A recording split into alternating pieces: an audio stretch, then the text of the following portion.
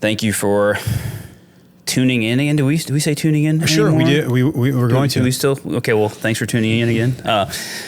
Back at the Goodwerks podcast, I'm here with JT from Consequence of Habit, and we're going to talk a little bit about what Consequence of Habit is, a little bit of your background, your story, and then what's in store for Consequence of Habit for the next year. So, cool.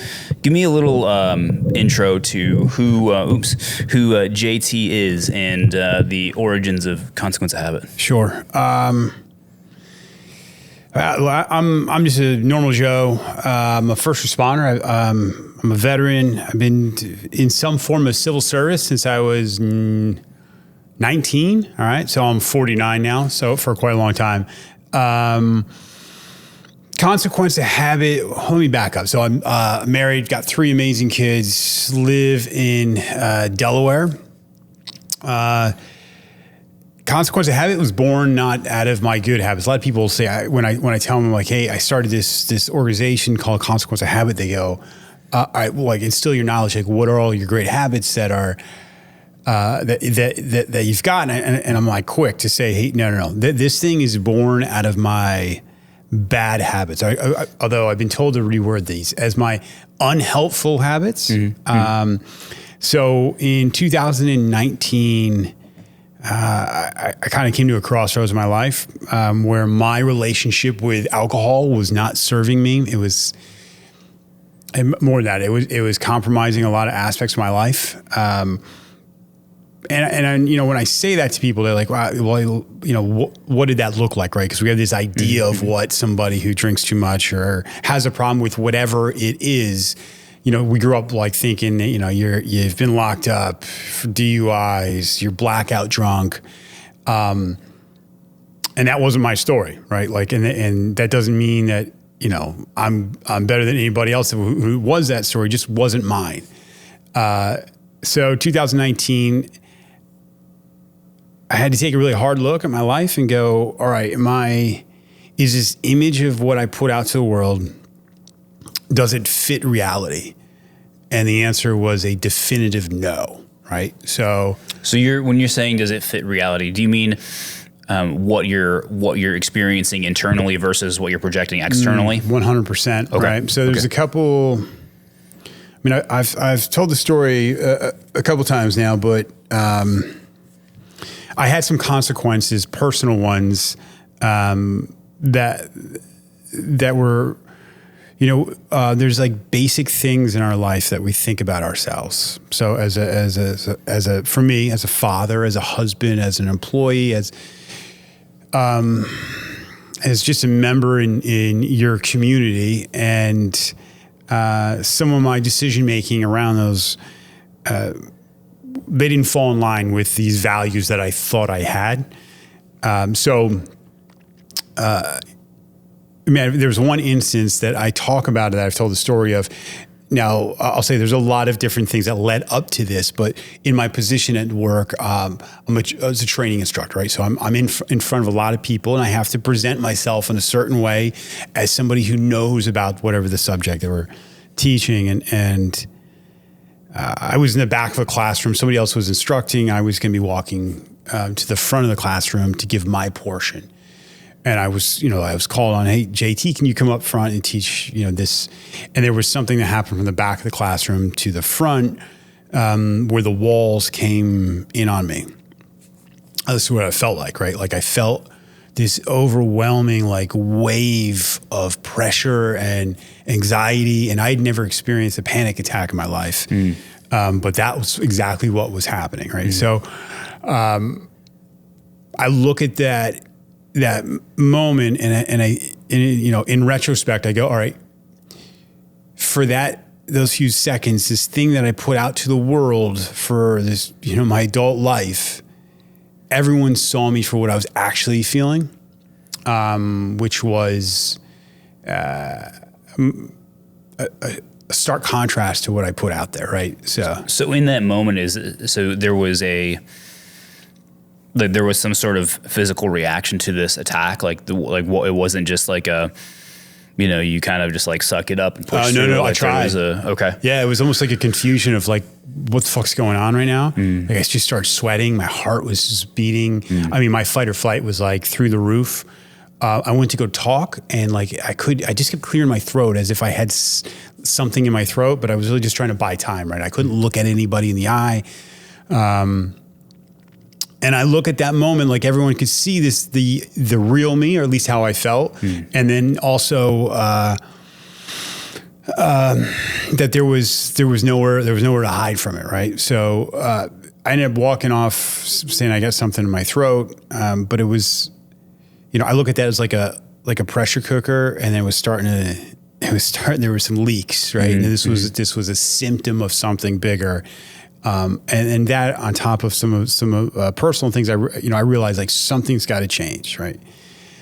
So, 2019, I make this change. I stopped drinking. I started going to some meetings about it, talking to other people, people I thought I had nothing in common with except the fact that we were trying to stop this thing. And my life just got way better, like shocking, right? Yeah. This thing I was ashamed of, this thing, if I came home and drank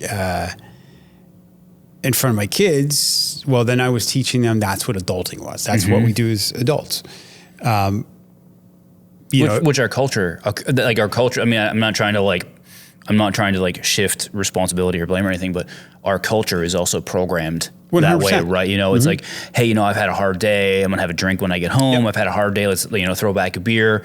I exerted myself physically. I deserve a quote unquote reward. Yep. So and then, that's not to shift the responsibility or the acknowledgement of that, but that's also, it plays into how we're outwardly and openly programmed. 100%, right? So it was programmed into me from a very early age, right? I come from a family of drinkers. I literally, I watched my grandfather take his last breath from cirrhosis of the liver, like just him and I in a room, right? And so it was hardwired and then I was in the military, and that's how we celebrated, right? Like that's how you mourn, that's how you celebrate, that's how you socialize, deal with boredom. Like, people say, I don't trust the person who doesn't drink. And like that was, and then even in the world as a first responder, like that is part of the culture. Like that's what you do. So, but deep down, man, like I knew that I was, I've told this story and I don't even know if I told it on the Fuel Hunt, but my kid he was really young and he was in school, and we were talking about parents, right? It was like one of those times where you showed up for the school and they're talking about like, what is mommy and daddy's favorite food? And then what is mommy and dad's favorite drink? And he says, my dad's favorite drink is beer. And you're like, and everyone laughs, like the teachers laugh, but I was like, inside I wanted to climb under a rock. Right. Yeah. So I make this change. And as I'm doing this, as things are getting better, I become fascinated with habits, right? So mine was alcohol, but just habits in general. Like, cause even when I was drinking, I was still, really into physical fitness. I had good, like habits are this double-edged sword. Right. So, I just started looking into habits more and more, and I started talking to other people, and I'd been doing a podcast for a company called Killcliff, which is an energy drink, right? So COVID happens and that goes away. But what remained was the studio that was in my basement. So I'm like, let me just start talking about this habits thing. And I started inviting other people on, and I don't know what your experience with the podcast. I'm like, I'm always shocked when you invite somebody and then they say yes. Yeah. Yeah. It's kind of like, really? Oh, like, really? Really? Like, okay, yeah, like let's do it. I'm going to play it cool. Yeah. So I started inviting, 2-star generals on and they're saying yes. Professional athletes, they come on, and people in the world of recovery, because it's part of it, right? And that grew, and over from 2020 to 2021, this thing was like. The podcast grew, and as fantastic as that was and still is, didn't want somebody to listen to it and go, that's a great episode, and then go about their day, right? And not affect change. And not affect change, right? So we want to be kind of that catalyst, and what that looks like still evolves. But I knew if I wanted this to grow within that, we needed funding. So Sure. I knew absolutely nothing about starting a nonprofit, but I just filled out the paperwork. Went on Google, went on YouTube. Absolutely. And it took 6 months and some money out of my pocket, but we got the 501c3 status in 2021. Consequence of Habit as a nonprofit was born, and since then we've been growing. We hold workshops around meditation, mindfulness. We've done some on nutrition, functional movement. We just finished our first 10-week Mastering Habits course, which was fantastic. We held the speaking event that you were at. We're working with University of Delaware on looking at the effects of addictive algorithms on mental health. And so, yeah, man, we're excited. We're 2025, we're full steam ahead. So that's awesome. Yeah. So for you, what is the most rewarding aspect of running Consequence of Habit? It's usually the emails I get, and they seem to come at a strategic time. It's at that time where I'm like, what? This thing has consumed so much of my time. I still work a lot of hours, my day job. I didn't start this thing to get paid, but we literally put the nonprofit in nonprofit. I don't make money from it. So I'll put in a real heavy week, and I'll just be tired and questioning, is it worth it? But for everything you do, you're giving up something else. Yeah, of course. And I'll get a message from somebody, and it might even be where I'm just a go-between. You say hey, you had somebody on the podcast. They really, you have no idea the impact that they had. Is there any way you could put me in touch? And then I'll be part of the audience, right? I'll be a spectator of their conversation. Yeah. And they brought me to tears before. We'll have a speaking event that we had. People will reach out, or I've had people travel insane distances to get to it. And it's almost like the podcast thing. It's you came from where?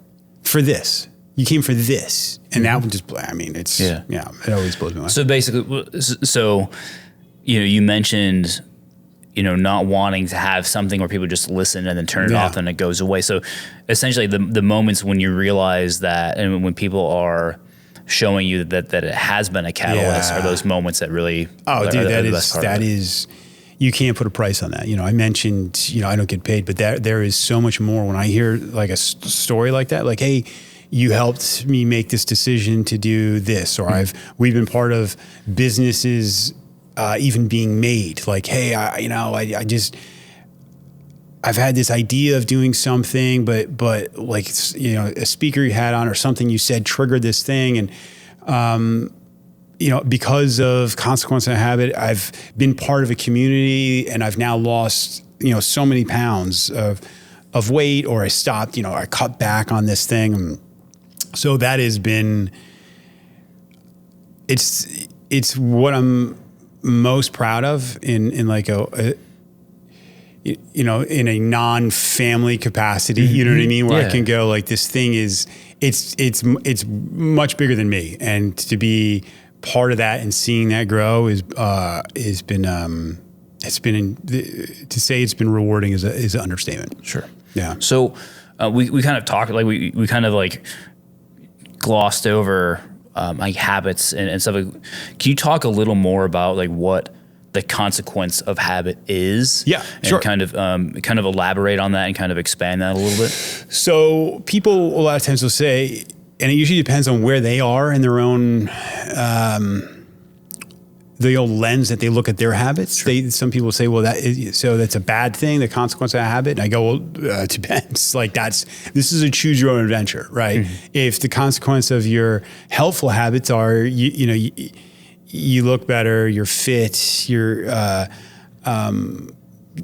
like what you see in the mirror, then obviously they're helpful. But on the flip side, like I look at habits as is really, it's a way to know yourself more when you actually look at them, right? Because a lot of times we just live unconsciously. And you talk about society, like that's what when I say they, our attention has become a commodity. Everybody, every company, they want us to, our eyes on what they're doing. And when we don't stop and look at our actions, we lose a sense of agency.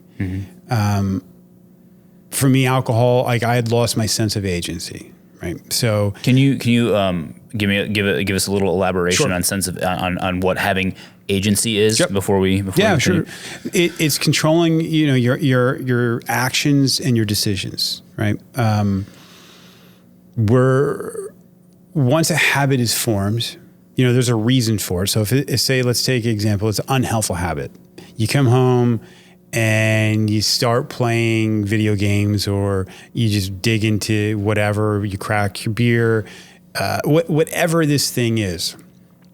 There's a cue, right? And then there's going to be this action, there's going to be a reward for it. The more you do that, and that reward, keeps going, it's like a needle going through a record player playing the same song. It falls into that. And the more we do that, the more we lose that kind of sense of agency about how we, what actions we take. So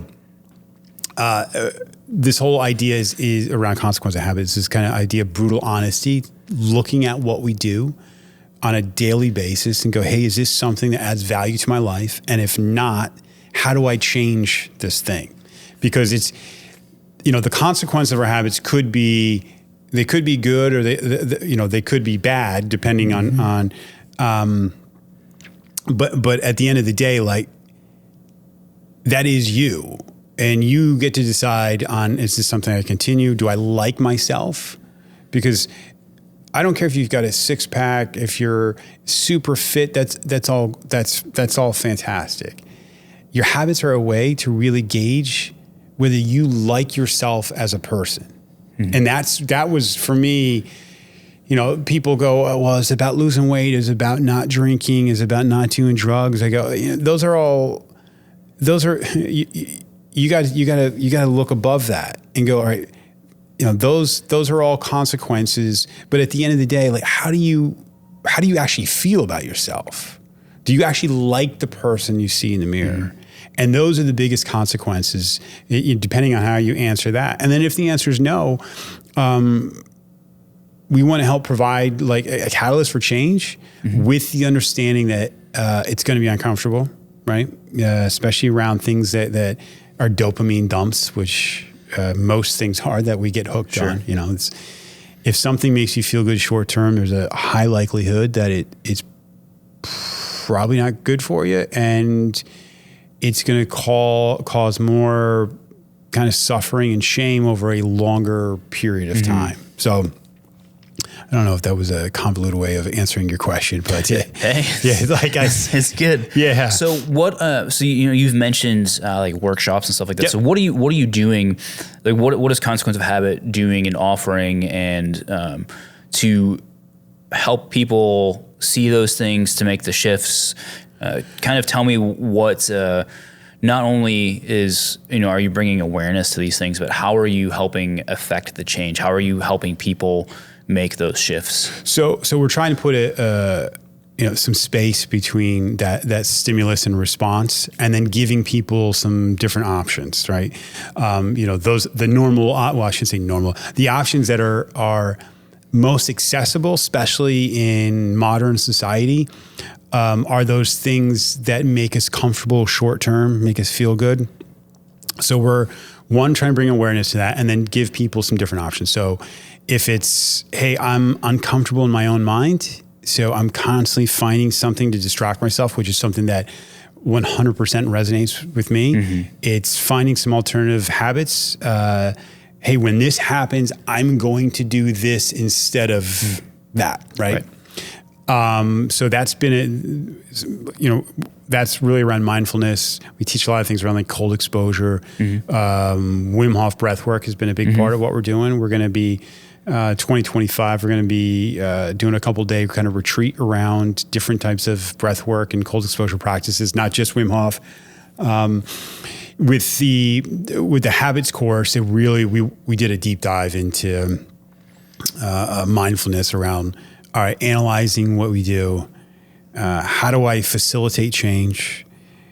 And then we did it in a kind of a group setting, so people can say, "Hey, I failed this week." And a lot of this is like when we talk about like an accountability group. Like what Fuel Hunt does is they build a community, and inherently it's people moving in a positive direction, and you have a built-in accountability group, right? Yep. You just like when I drank a lot, I hung out with people that drank a lot. Yeah, you have the accountability there too, where it's like, hey, buddy, where were you? Like, why didn't you show up then, or why didn't you come out with us, or or the lack of accountability when you're like, oh, dude, I feel like crap today because I overdid it last night, and it's like a Tuesday, right? Yeah. Like it's there's no reason for it, or even more like, hey, my wife found that bottle I hid, or something along those lines where and now.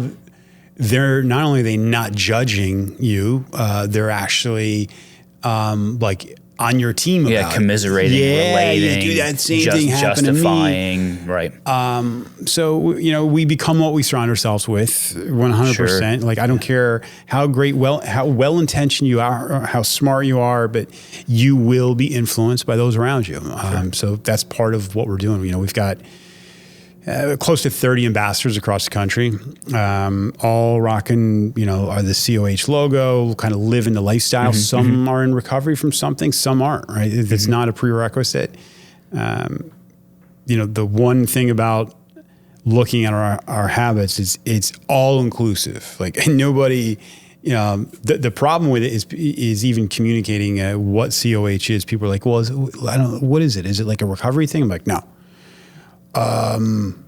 Was it about like, because you got like guys that are runners on there, is about, I'm like, no, look, it's about looking at our habits and deciding what changes I'd like to make to like myself more, and then being a catalyst to help do that. And really in the end, it's about reducing human suffering through the power of habit, which seems counterintuitive because that means a lot of times there's some short-term suffering for that long-term pride, which goes, sure. Well, we one of the things, I don't know if it was like Kafka or said like, but like suffering is inevitable. Like you as humans in this experience, we are going to suffer regardless. Whether it's we have the suffering where it's like the person who wants to just sit and be immobile and just consume what they want to consume. Yeah. So in the short term, they're, like, hey man, like I'm good. I got my, I have my ice cream and I have my TV show and I have my time to relax. But then down the road, after they put on 30, 50, 60 pounds, then the suffering begins because then they can't use their bodies. They can't regulate blood sugar. Like they have all these other issues. And then there's a different form of suffering. So we have to choose our suffering. Yeah. And I think one thing that comes to mind for me definitely is that the word like consequence, right? Yeah. We always put, I shouldn't say we always put, but I think that people often think of the word consequence as a negative, as a detrimental word.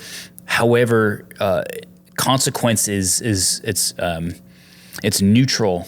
Yeah, right. That's right. It doesn't care. It's neutral. It doesn't care what side it's on. It's very much like Mother Nature. Mother Nature doesn't care. Nope. And you have to learn how to work with that, right? Yeah. So I think the initial reaction to it might be like, oh, like this is. When I think of the consequences, like, oh, that's always like, the consequences for your crime, the consequences for your actions. Right. But really, it's like, success is a consequence. 100%. Right? And success and, having positive results are also consequence. So I think, immediately our brains are programmed to think of like, oh, like I'm doing something wrong. It's like, well, no. So do you find that I guess not in order to, but do you find that do you see people have more success when they take a bad habit and replace it with a good habit, not just eliminate the habit, but replace it with a different one. Well, yes, because we're talking about discomfort. When we stop anything, specifically if it's something that has been a coping mechanism, has given us these short bursts of dopamine for long periods of time, there's an extreme uncomfortableness that comes along with that, right? Like, and some people think they don't get that. Like, all right, well, lock your phone up for a couple of days and then tell me if you're uncomfortable at all. And you may not even realize it at first, but you'll feel yourself agitated. Like, there's this dopamine. There's a great book by Dr. Anna Lemke called Dopamine Nation. And she does an amazing job of describing like a seesaw, right? So when you have this dopamine spike, your body is trying to find homeostasis, right? So you'll actually start feeling worse to try and level things out. Well, when you don't have dopamine, that like the same sources, we're not getting it from the same place, it is an uncomfortable feeling, right? Sure. So accepting that, and then if you don't have something to fill that time, I mean, it's just makes it more miserable. And we know that being outside, breathing fresh air, exercise, these things, I mean, they're scientifically proven to be just as effective of dealing with things like anxiety and depression than pharmaceuticals. Sure. 100% people have a much higher success rate when, one, they replace it with something positive. Two, they surround themselves with a community that will support them, but at the same time call them out, in a healthy, true accountability, right? Actual accountability, right? Because that's what friends do, right? So those are massive ingredients in making, in success for somebody that's trying to make a positive change, and also the realization, like, a lot of times we take a habit that we're doing, and then it's tied to our identity or how we feel about ourselves. It's something I still struggle with. It's an action. That's what it is. Just like consequences are neutral, it's just, whether it's good or bad is in the eye of the beholder, right? And so to not beat yourself up, like, because a lot of people are like, hey, I'm trying to make this change, and then I went back to doing this thing, and then they go right off the into the deep end. Like, no, man, like, that's an action. You did it, okay. But what's the next right thing or positive thing you can do starting now? Right. So you haven't had a tatsu yet? Nope. Tatsu. So you're supposed to shake it, apparently, because like the matcha settles. Okay. So you're supposed to shake it, and like I'm still definitely a caffeine addict. Oh, me too.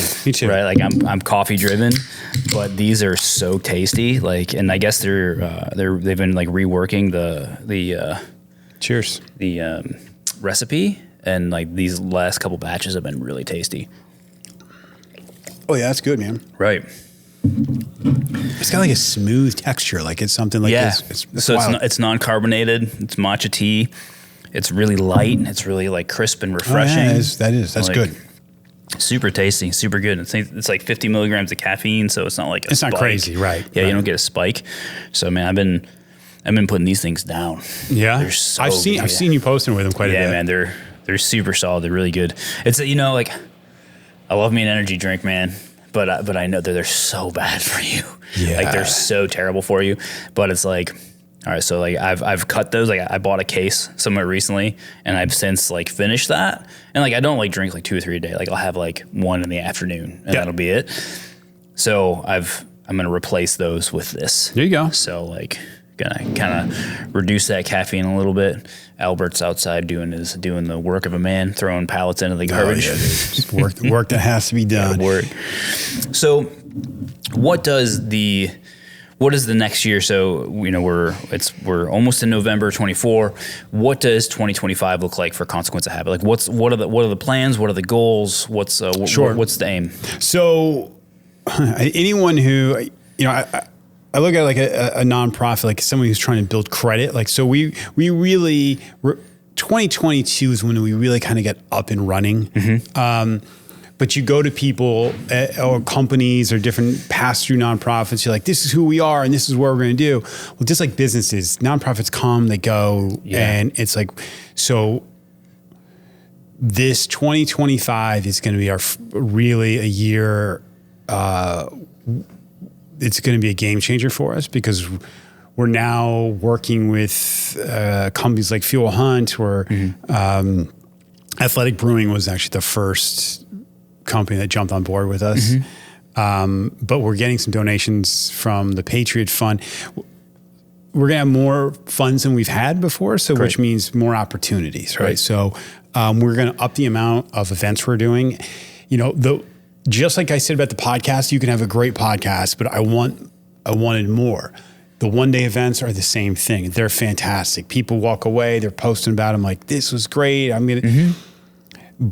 But is that enough to incorporate into your life? And the answer is, you hope yes, but the likelihood is not as high as if we do this. If we have more of an in-depth, if we have something like a weekend long or a week retreat where we're teaching these things, that's the way it kind of takes hold.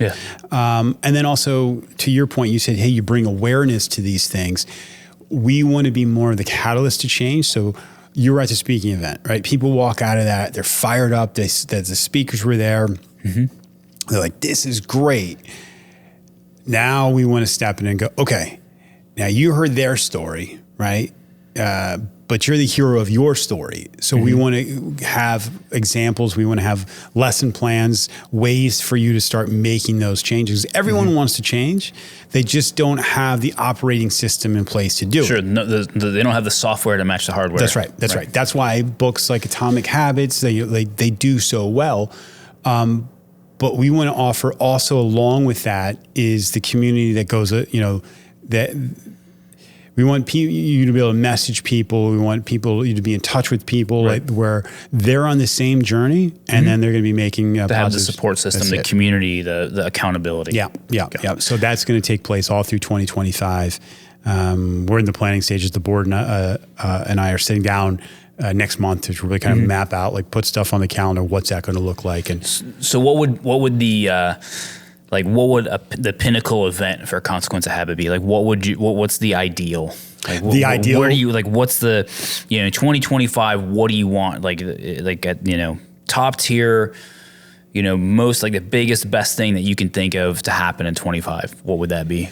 Ooh, that's good. The absolute best thing is for our mission to spread through our ambassadors across the country, right? So the main goal, and this is probably, I don't want to sell us short, but we'd like to see chapters across the country. Okay. All right. So even if that's opening a couple more chapters in the United States, as far as an event goes, any event where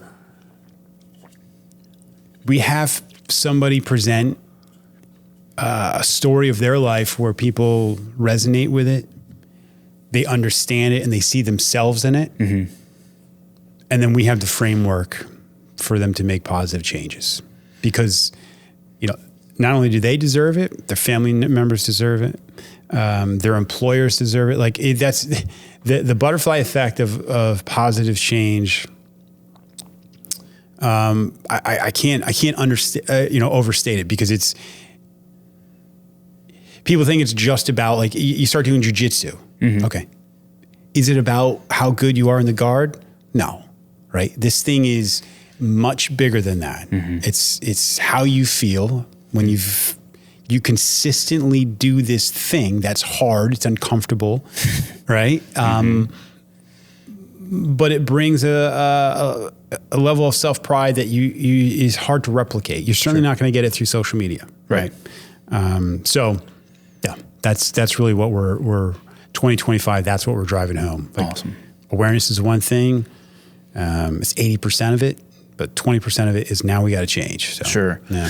I think now a lot of people, we hear this. At least I hear like, oh, well, you're always like the main character in your own. Like people try to, make others feel guilty for this, right? They have this thing where it's like, well, yeah, you're just the main character of your story. It's like, it's like, well, yeah, absolutely, I am. Like that's everybody like, is like, and that's the point of having our own stories is to be that main character. Yeah. It's like, why wouldn't you want to like tell that story that is really like worthwhile? Yeah. I saw a post from Cody Alford the other day, and it was, what'll happen like at the end, like when we're done living our life, like do we meet the people that we could have been, like, and how do we stand up to those? How do we stack up to those people? Because that could be just a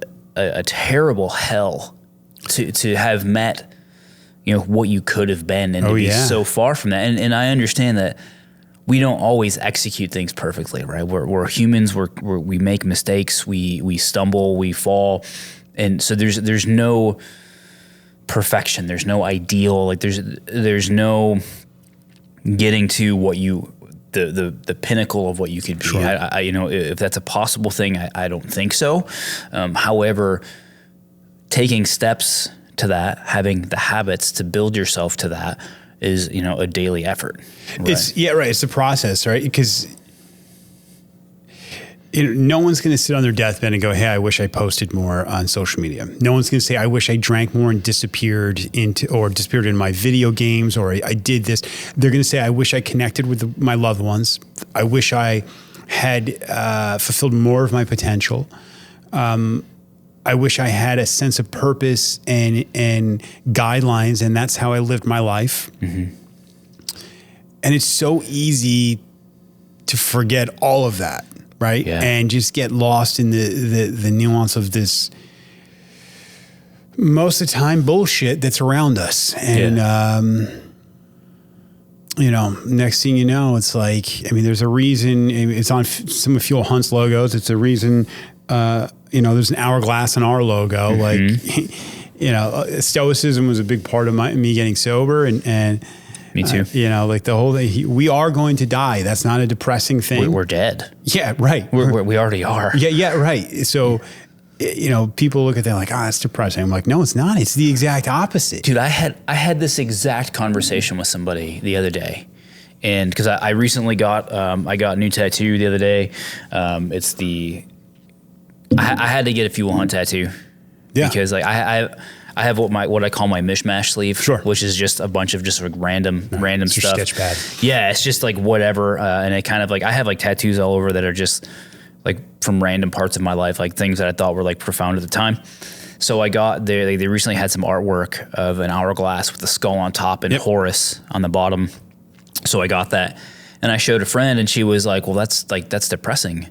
I'm like, no, it's freedom. It's freeing. Yeah. This is not depressing whatsoever. This is our permission to live. And to do the things that I don't like saying, to do the things that we want, right? Because there's people who want to do evil things and who want to do bad things, and like no one should have permission to do those things. But it's permission to be who we are in that moment and working, and allow us to work toward whatever it is that we want to work toward. Yeah. So, and it's like, you don't get to flip the hourglass over. No, this is it. This is your one shot. You get that once that final grain is through the hourglass, it's time over. And time is a resource that we have no knowledge of when it's over. That's the thing. We have no idea when that last moment is going to happen. So it's like we have now, if we think of, memento mori, like we think of, you must die, you will die. It's, as soon as we're here, that timer is on. So it's a freeing thing. And people think that it's a constraint, but it's truly the opposite. It's a constraint because we don't talk about it, right? We don't look, especially, the American, society looks at death much differently than some other places. Yeah. But yeah, look, it could be today, it could be 30, 40 years from now. You don't know, right? So, and there's so many things that are monopolizing our time that do not matter. Yeah. It's just frivolous bullshit. It's all fake. And you think it may, and it might give you this little, you might feel good for 30 seconds, but when we're chasing those things, specifically things that, when we put the power about how we feel about ourselves in other people's hands, give that away. Yeah. Then, when we look at things like virtue as a habit, I mean, it doesn't matter what anyone else thinks. Like, even like when I got sober, like one of the first things they do is like, if your house is clean, you don't have to worry about anything else, right? Yep. And I don't mean my actual house, kind of metaphorically. If you're doing the right things, it doesn't matter what other people think. It's irrelevant. Right. Correct. You're doing this thing and you can look at yourself in the mirror. So yeah, that is our time is it's ending. I mean, you start dying the day you were born. Mm-hmm. So how are you going to use that time? Mm-hmm. And I need that reminder all the time. So yeah, and you mentioned Stoicism. So I've been sober. I've been sober for I don't know how long. I think it's been about 3 years. So cheers to that. I just made the decision, and I just decided that alcohol no longer served me, and I'm really fortunate. I had never had a problem with it, so like I'm really grateful for that. And so I decided to not do that. And I think it was probably around the same time like I discovered Stoicism. Mm-hmm. Now I don't think that those are directly connected. However, the application of Stoicism to my life has massively changed my life, and it's one of the biggest things for me is the focus on control. Yeah. And how there are so few things in this life that we can actually control that it's like, why worry? Yeah. Why worry about these things that we can't? Terrence McKenna has this amazing quote is, worrying is praying to the devil. Yeah. And we do this constantly, but like, I think especially our culture now, where we have the 24-hour news cycle, we have these, we have influencers and social media and all these things that we like worry about, these non-consequential things, these things that truly don't matter. And at the end of the day, they're only there to sell you what it's to get you to a commercial. And another conversation I was having was, if you're not buying something, you are the product. Yeah. Social media, people think like they don't realize that we are the product. Mm-hmm. We are what they offer to advertisers. Right. So there's a reason you think it's free. No, it's not. You not think even it's remotely. Yeah. Pull out your phone, look at your screen time again. And I say this not from a place that I'm just as guilty as this. Yeah. But it's another thing that is seriously monopolizing our time. You talked about events in 2025. We're gonna have an event called the Elephant in Our Hand, and it's gonna be looking at just that. Right? Have you seen? I know there's tons of apps out there now. Like Opal is one of those apps. I know Joey from Fuel Hunt. He uses Opal, but I've also seen one called Brick. Have you seen Brick? I have. Where it bricks your phone for. Do you have Brick? I haven't used it. So I've been thinking about getting that. Yep. So because I'm definitely guilty of sitting and getting in that loop, right? Getting in that just like your brain shuts off. You quote unquote need that quote unquote break. Your brain shuts off and you just scroll and you look and you're like, okay, cool, I like that, double tap, and you just keep going and going and going. So Brick is it's a little mechanism. It's like it works on some sort of like wireless frequency.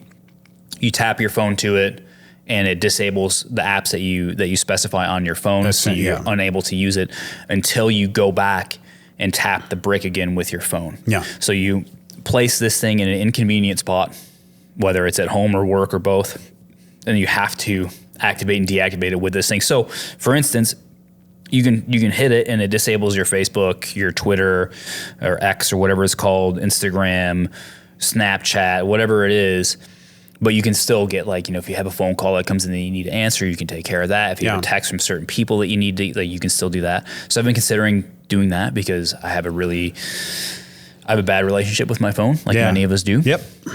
So, and two, it's, you know, when you're running a business or a nonprofit that's largely based on, you know, social media and stuff like that, then that's also like another, it's like, oh, I gotta know if somebody's oh, if I have a like, I gotta make sure to interact with this person, or, you know, I gotta do it instantly. If I get a message, I better respond.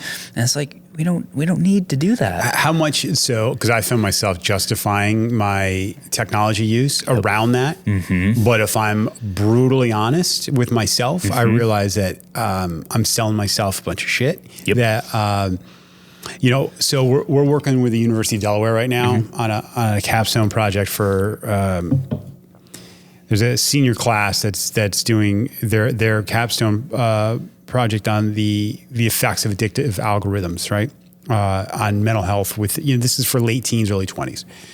Although I want to be clear, there's a million, we're like, they found the loop, right? Like the people that design these things, it doesn't matter how old you are. Oh yeah. And I asked him a question that Jonathan, I got the question from Jonathan Haidt. I've listened to him ask this question. And I said, how many people here binge watch Netflix? And they all raised their hands. I said, how many people here wish Netflix was never invented, right? And not really, you know, very few. Right? And I said, how many people here are on Instagram and TikTok or TikTok? And pretty much most of the class raised their hand. And I said, how many people wish they weren't ever invented? And over half of them raised their hand. So, like, we've run the experiment. We know, everyone knows that this is happening. It's like it's an addiction. And people, they don't want to, like, I've been called out for using that word around this. I'm like, well, look at the definition of addiction. Like, it fits it perfectly. It's the same as gambling. It's the same as alcohol. That's right. It's the same as, like, substances. It's the same as caffeine. Like, it's one thing where it's like, we know that it's detrimental to us. Yeah, and we can't. We continue to do it. Yeah. So we have to buy things, spend more money to not use services that are free. That's insane. Yeah. Like, that's insane. Yeah. And a lot of times when people are like, well, I'm bored. If you really look at it, so yes, people are trying to feel good, whether that be for likes, but at the end of the day, people are just trying not to feel. We're trying not to disconnect. Yeah. Like, it's like if you talk to people that have been taking pain pills for too long, yes, they're addicted. And when they come off of them, they're highly sensitive to pain, right? Because their body's gotten used to not feeling it. You know, and I honestly think that's how we are with just feeling normal life feelings now. You know, it's the reason when a lot of people get to a stoplight and you're like, what am I going to do? They pull their phone out of a stoplight. Yeah. You know, you're standing in line. You cannot just sit there. Yeah. That was one of our habit challenges last year for a month was, you know, every day, 20 minutes of nothing. No, you're not going to be stimulated. People are like, well, can I listen to a podcast? No. There's a reason people go, I have the best ideas when I'm in the shower. When I'm showering, I was like, I got this great idea. Because all you're doing is showering. You have space for the idea. Space. You've got your mind can actually go through a process, and you're not consuming. You're actually creating. And so, yeah, I think that's 2025 is going to be a big year for the technology for us too, because you don't have to look. I mean, it's the low hanging fruit. Yeah, sure. So you mentioned, you know, you had the question like, do you wish that Netflix or social media hadn't been invented? And I had a conversation. I've had this conversation multiple times, but I really think that the internet is probably like the second worst invention for humankind. Yeah. And that's not to say that there's not massive benefit to it, right? You know, like if it weren't for the internet, like I wouldn't have been able to teach myself to sew. I wouldn't have, you know, I wouldn't be sitting here with you likely, you know, having this podcast. You know, I wouldn't have been able to build my business. Now is the absolute easiest time to create a business, to create a successful business because of the internet, because of social media, right? So I truly do think that the internet is like one of the worst things that happen to humankind. Only superseded by agriculture. Yeah. So that's a whole, that's a whole thing. You know, agriculture started, and then all of a sudden, you know, people are no longer moving. They're taking nutrients and they're taking resources from the earth in one place, in a concentrated place. Then all of a sudden you need to build storage for your grain and for all of your stuff. So then you need to protect that, which creates wars. And then once you start doing that, then you start introducing animals, which introduces disease to humans. And then there's this whole this series of events after agriculture. So agriculture is like one of the worst things that happen to humankind. But we wouldn't be able to. That's a very it's a very flagrant statement. Like my statement about the internet. But I think that as you're saying, we want our brains to shut off, right? And for a long time, I've been very isolated. So like I built my business in my basement in Michigan. I had, prior to that, moved out of like my area where most of my friends were, so it became really inconvenient to go see them, and so I was feeling super isolated, right? And so then it's like I could turn to social media to be connected to people, and it's like, am I really connected? Yeah. Like is that like a real connection? And that's not to say that I hadn't and haven't developed like meaningful relationships and connections through it. However, it's not the same as spending time with the person. It's not the same as being able to look somebody in the eye and have a conversation with them. It's not the same as being able to see their mannerisms and how they act and how they're breathing and how they're like where they're looking and how they're converting. Like it doesn't give you all of these indicators that we as humans like really need to have and rely on. And you touched on jiu-jitsu earlier, how jiu-jitsu is not about the jiu-jitsu. Yeah. It truly isn't. And like, look, I'm a baby in jiu-jitsu. I'm really terrible at it. My belt is basically translucent. However, the benefits of it are not strictly the physical benefit. Is not strictly the ability to manipulate another person's body. It's investing your time in your training partners. It's developing that social circle. It's creating relationships on the mat. It's realizing that you're able to struggle with someone else and to really like figure out where you're at and to see where other people are at. It's to develop friendships and connections off of the mat. There's so many other aspects to it, and it's about like, hey, you know what? Class is this day, this time each week. I have to show up this day, this time each week. It's building a habit, a positive habit. So there's way more to it than just, I can grapple. Like, who gives a shit? It doesn't matter, right? It's real, right? And I don't like, so jiu-jitsu is one thing. So, any time we do something, because this is what we're built for, when we do things that are challenging in whatever capacity that is, and we do it with other people, that's real. There is you can't fake it, right? My son and I, we go mountain biking together a lot, right? And he's better than I am now. I can tell him I'm better than him, right? But he's like, it's reality. Yeah. And then when we're done and we're both super tired and we put in a long session and we're sitting on the tailgate of my pickup truck, there's a connection because we just went through something hard together, and that doesn't have to be blood. That clearly that happens with anybody. That's why that's why the military. It's why like gangs. It's anytime we do things together, specifically when they're not easy, you'll build a connection with that person. You may not even necessarily like them that much, but there's a shared respect because you just experienced something together, and you will never get that through a screen. Yeah. Right. I'm gonna steal something from John Bernthal. Like his podcast, Real Ones, is really fantastic. And then one of them, he had a quote that stuck in my mind, and it's pain is an adhesive. Yeah, explain that.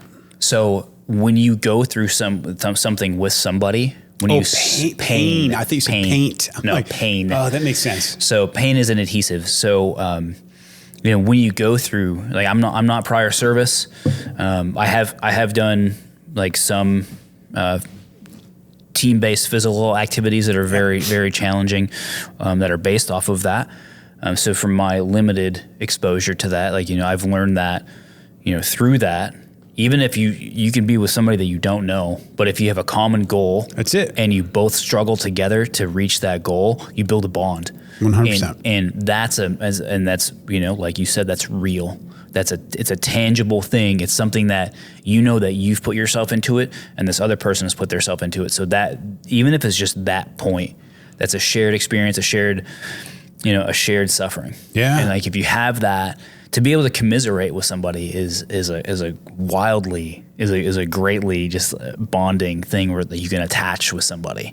So it's like that's again, like that's a jiu-jitsu thing too. Is that shared suffering together. Sure. I mean, it's what you're doing here. Like you're building your business right alongside with Fuel Hunt.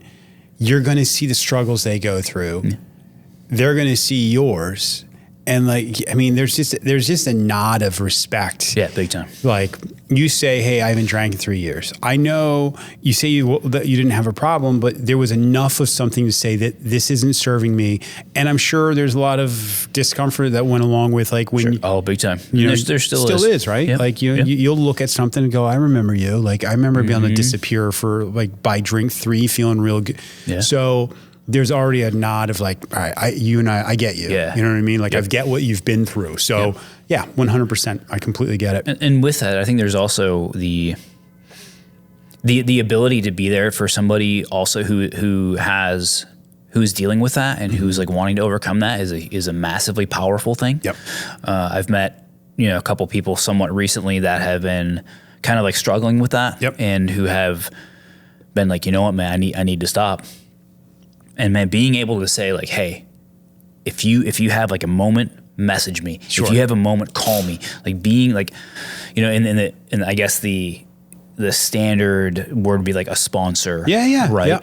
Yeah.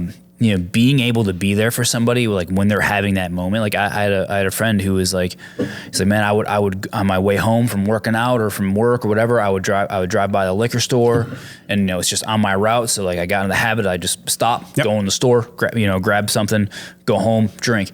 He's like, and then he said, what I've been doing is I've changed my route home.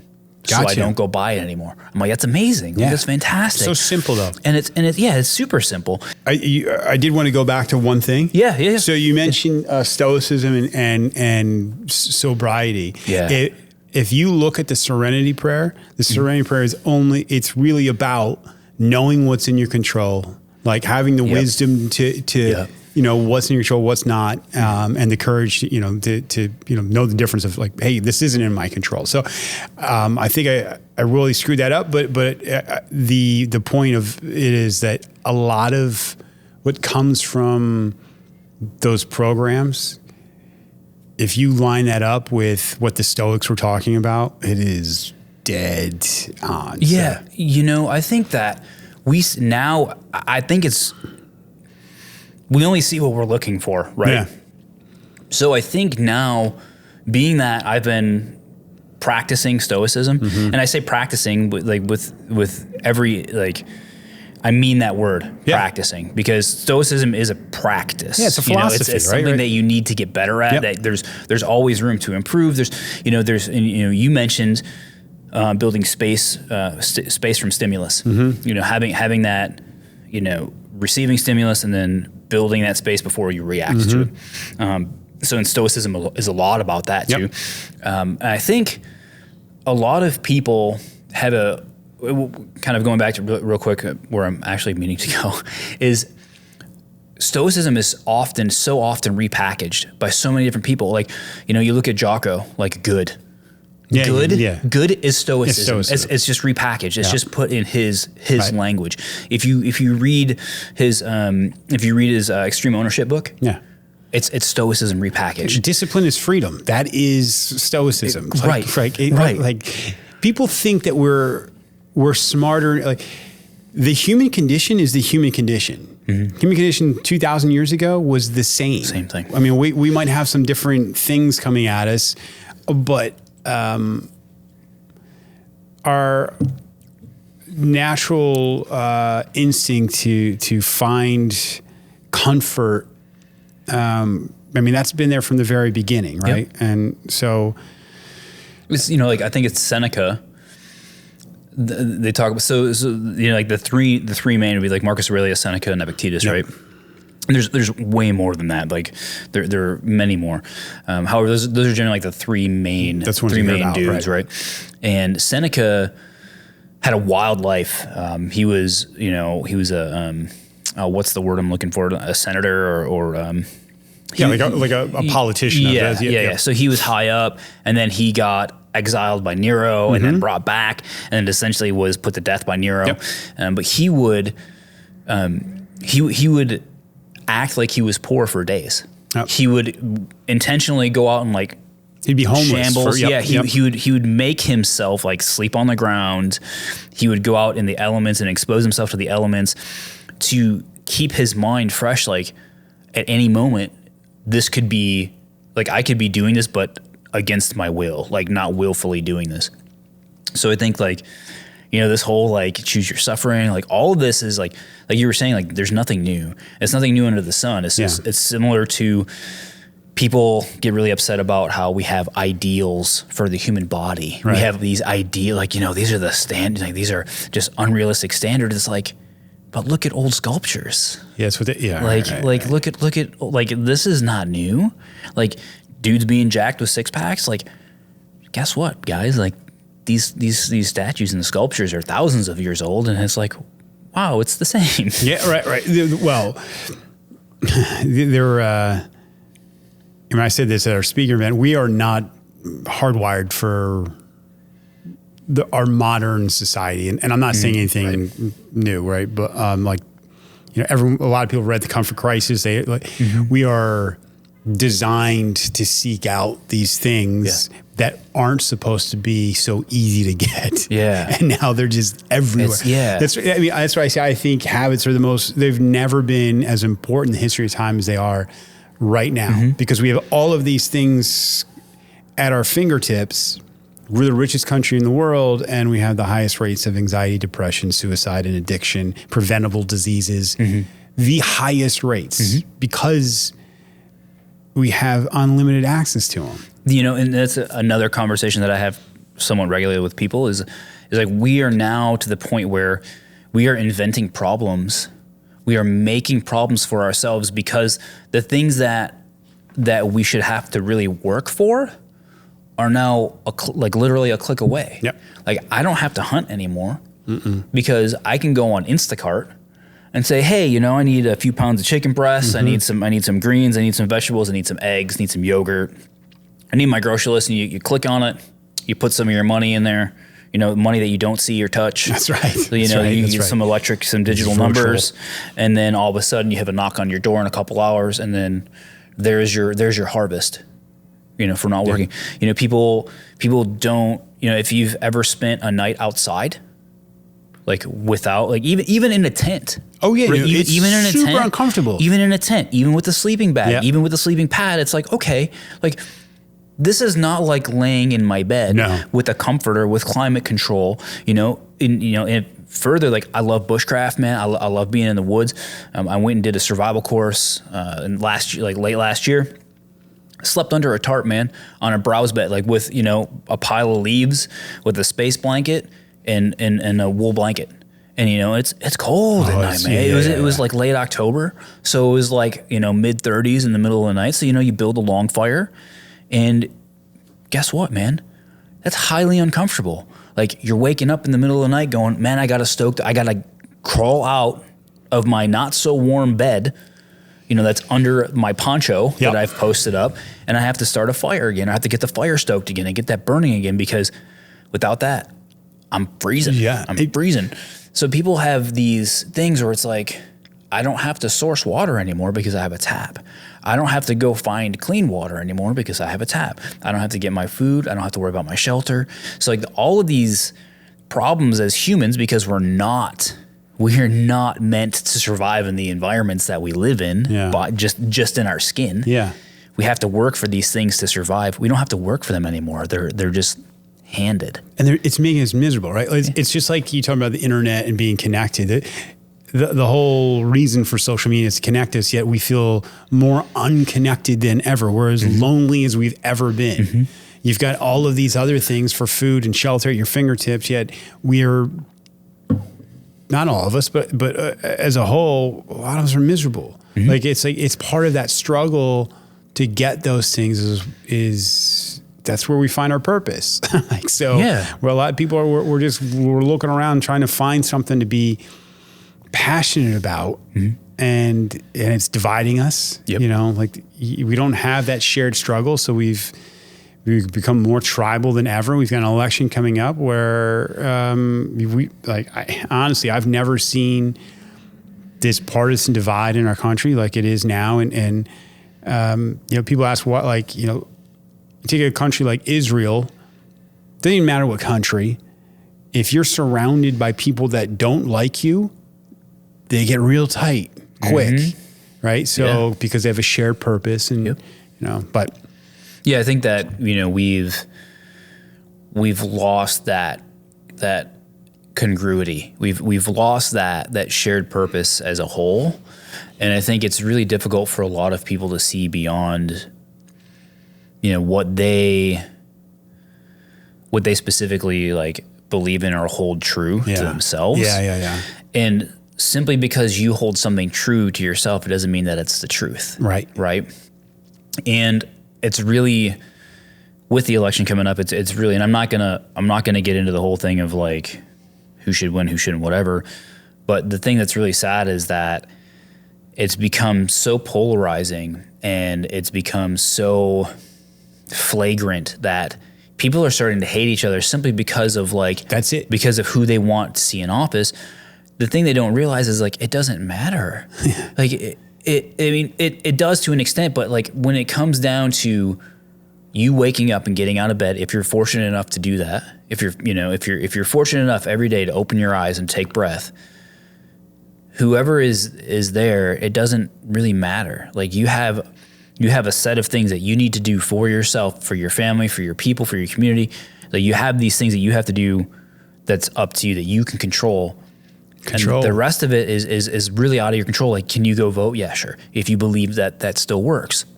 Me personally, I don't think it's legitimate any longer, regardless of who wins.